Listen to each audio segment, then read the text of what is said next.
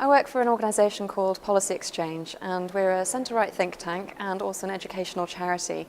And our aim is to try and develop new policy ideas that will help improve living conditions for people and also in the environment. Since 2013 we've published two main reports covering green infrastructure.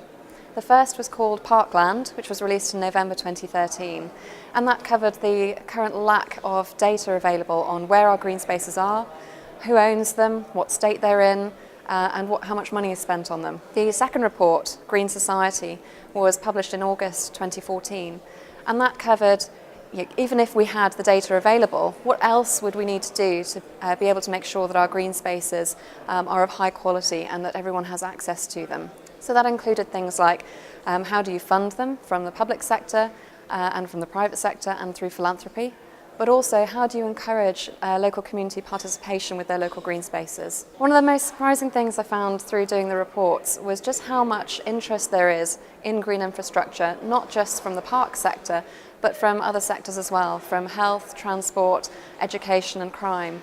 It was fascinating seeing how much people really value their local green spaces and want to make them great places to spend time in. Our Green Society report made many different recommendations, mainly because there is no such thing as a one-size-fits-all solution to green space funding. However, one of our most important was probably the development of park improvement districts.